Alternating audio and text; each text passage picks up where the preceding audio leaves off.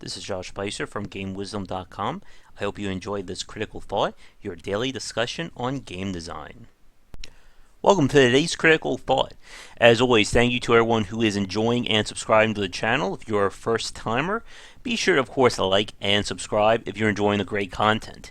And if you have a suggestion for a future Critical Thought, be sure to leave a comment below. For today's Critical Thought, we got a very interesting one. We're going to be talking about why is it so hard to make a video game. And this goes back to a conversation that I had with Plastic Games. They're making the game Bit Shifter. And from a comment from a regular commenter here, Wald, who posted a video regarding Shigeru Miyamoto, talking about how he always views his video games as products and not art. And this is, of course, one of those very interesting and somewhat philosophical topics when it comes to making a video game. Now, to start off with, I think we've said this before, but for me personally, video games are a combination of art and business. You need to have both sides in order to accurately make a title. But for today's Critical Thought, I want to expand on things a little bit more about why is it a very difficult task to make a video game compared to other entertainment mediums or even other programs? And this goes back to the conversation with Plastic Games. On our podcast, I think this would be about 2-3 months ago at this point, we talked about how video games are a combination of entertainment and programming or program. And when you combine the two, this creates something that is infinitely more complex than one or the other. When we think of things as pure programs, we can talk about anything like tax software, the interface you use when you're accessing someone's account at Sears or Comcast, the interface for entering food in at a takeout or whatever. These elements are 100% products. And the reason is that these things are not meant to entertain. You're not supposed to be engaged by your tax software. If you're trying to solve someone's account issue at a billing company, you're not looking for achievements or a UI that keeps you easily interested in what's going on. And this is why any video game, even the most soulless, derivative, free-to-play gambling clone that's out there, is still considered entertainment. Or it's still considered a video game because it is designed to entertain. And the thing that makes video games different from other mediums is that as creators, game developers have to program and build the engine at the same time they are designing the elements, mechanics, systems, etc. This would be akin to if, let's say, book authors had to not only write the book, but also had to do all the printing, design the cover, manufacture it, and all that.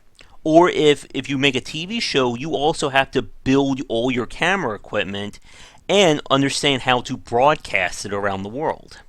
When it comes to video games, even though digital distribution has certainly helped out a lot, game developers still have to build their engines and make sure the programming works.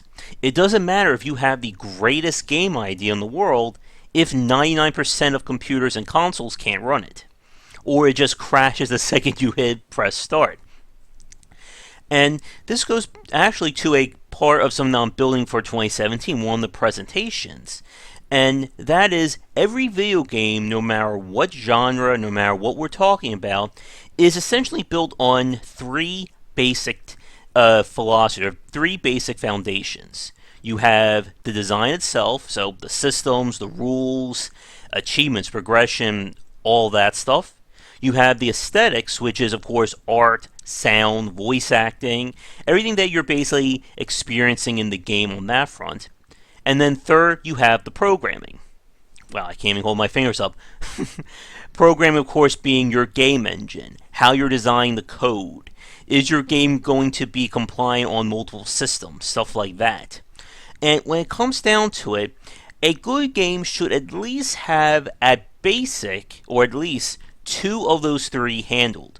You can have a game with amazing gameplay, the most awe-inspiring visuals, but it could have a few bugs here and there, maybe some texture popping or frame rate issues, and people are at least okay with that.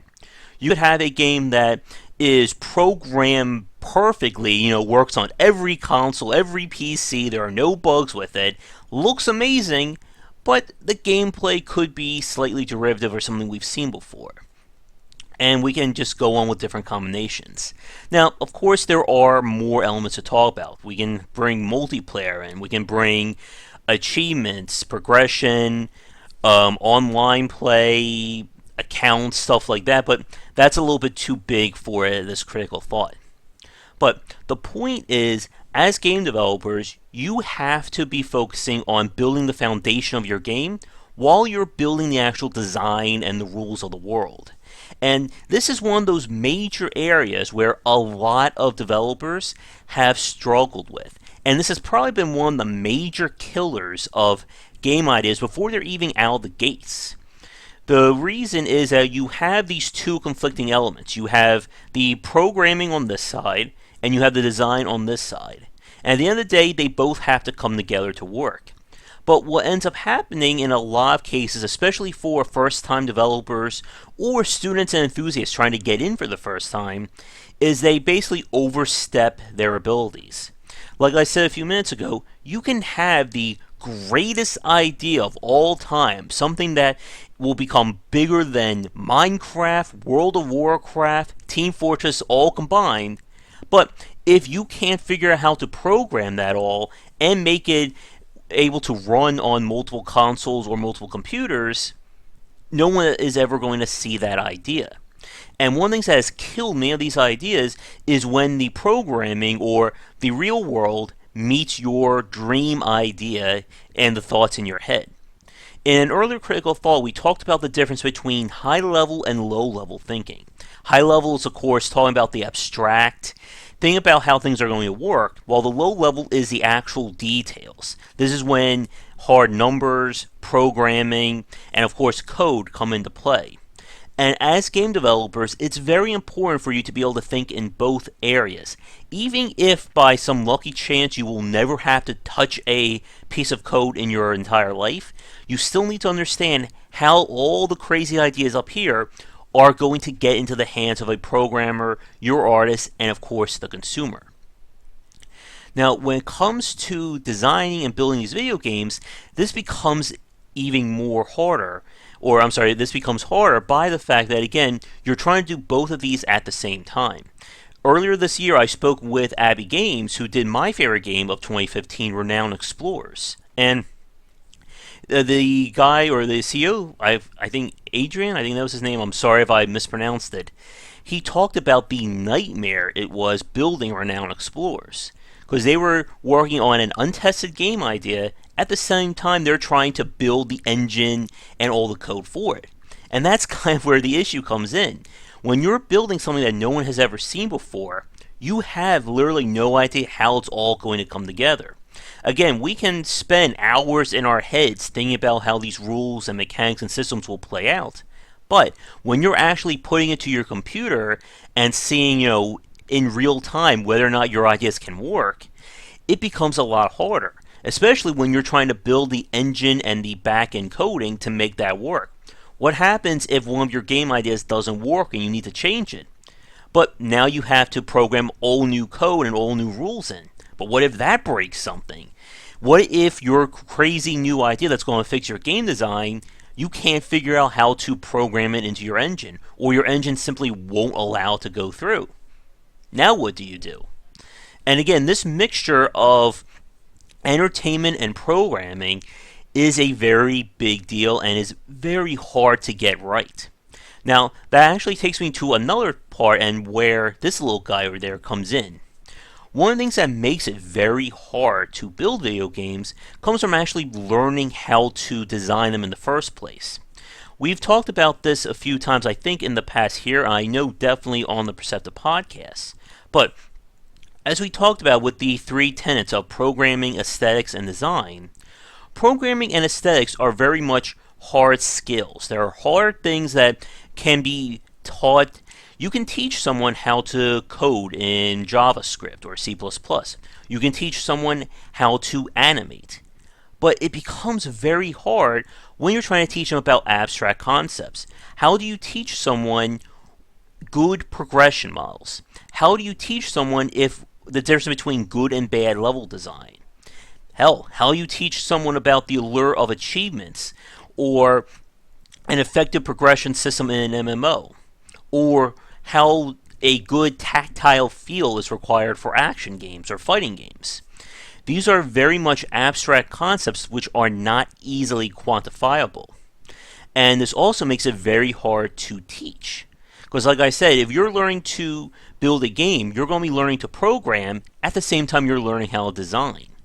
And you're basically adding complexity on top of complexity. And this is why something like Super Mario Maker here is a very big deal.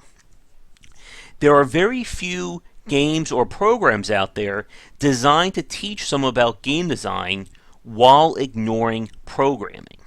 The only two examples I can think of besides Mario Maker would be Little Big Planet and the classic PC game Click and Play from Maxis. I believe that came out in 94 or 95, but I'm not 100% sure. But even then, they still lack the accessibility of Super Mario Maker. You don't need to understand art or programming to build levels in Mario Maker. Those two aspects have been taken care of for you. And it's very rare to see something like that just focuses exclusively on design. A long time ago, I came up with a design document for one of my first ideas for what I would call the Platformer Construction Kit, which was essentially a level editor or a create your own platformer game for people who will never be able to program, who don't understand programming. And that is pretty much what makes Mario Maker such a great idea and a great learning tool about game development, because we can simply focus on design. Now, obviously, we can't hit all aspects of game development with Mario Maker. It is still limited to platformer design and the Mario mechanics. But we can teach things like level design, the proper flow through a level, pacing, and even just like basic elements like control. We can look at how effective the Mario control scheme is in terms of providing that immediate feedback to the player. In fact, one of my ideas for a presentation I would love to do, which I started thinking about, is like developing like a little course of how to learn game design through Mario Maker. Like teach people using Mario Maker and using levels about basic elements of design. And if anyone has any ideas or ways to get going on something like that, please let me know in the comments below. I've been trying to come up with stuff on my own. I even reached out to some major companies about getting copies of the systems and the games, but I'm still kind of working from zero in terms of how to get started along something along those lines. But let's wrap up today's critical thought here. To summarize things, again, when it comes to game development, it is not as easy as being able to program, just as it's not as easy as being able to come up with game ideas in your head. Even the ultimate games that have been released these days still require a combination of these different philosophies and these different kinds of work. And as I mentioned a few minutes ago, good games can get by on two of the three. Again, aesthetics, programming, design.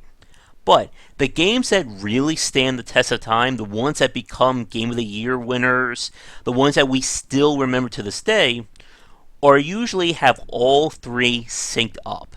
They have amazing design, unique aesthetics, and they work really well.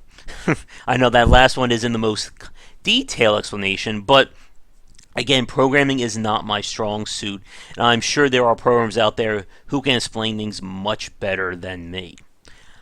But with that said, we're going to end things for today. Thank you so much for watching today's Critical Thought.